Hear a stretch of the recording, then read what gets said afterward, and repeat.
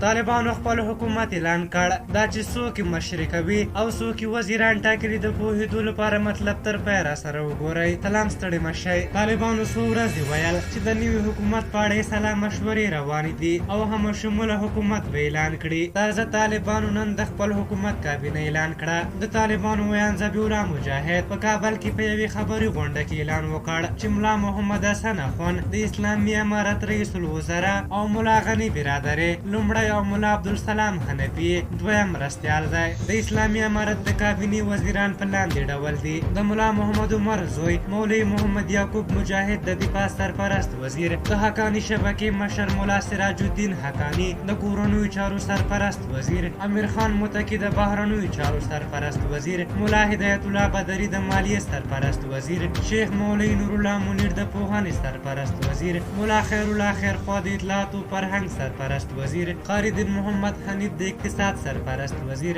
مولوی نور محمد ثاقب د حج او اوقافو سرپرست وزیر، مولوی عبدالحکیم شرعی د عدلیې سرپرست وزیر، نور الله نوري د سرحداتو او قبایلو سرپرست وزیر، یونس اخوندزاده د کلیو د پراختیا او بیا رغونې سرپرست وزیر، شیخ محمد خالد د دعوت او ارشاد او امر بالمعروف او نهی عن المنکر سرپرست وزیر، ملا عبدالمنان عمری د فواید عامې سرپرست وزیر، ملا محمد عیسی اخوند د قانون او پټرولیم سرپرست وزیر، ملا عبداللطیف منصور د اوبو او برېښنا سرپرست وزیر، حمید الله اخوندزاده د ملکی هوایي چلند سرپرست وزیر، عبدالباقی حقانی د لوړو زده کړو سرپرست وزیر، نجیب الله حقانی د مخابراتو سرپرست وزیر، خلیل رحمان حقانی د کډوالو سرپرست وزیر، عبدالحق وسیق د استخباراتو عمومي سرپرست رئیس، حاجي محمد ادریس د افغانستان بانک سرپرست رئیس، مولوی احمد جان احمدی د چارو ادارې سرپرست، ملا محمد فاضل اخوند د دفاع وزارت مرستیال، فصیح الدین لوی درستیز، شیر محمد عباس تانکزی د بهرنیو چارو وزارت مرستیال، مولوی نور جلال د کورنیو چارو وزارت مرستیال، ذبیح الله مجاهد د اطلاعات او کلتور وزارت مرستیال، ملا تاجمیر جواد د استخباراتو مرستیال، ملا رحمت الله نجیب د استخباراتو اداري مرستیال، ملا عبدالحق نشیر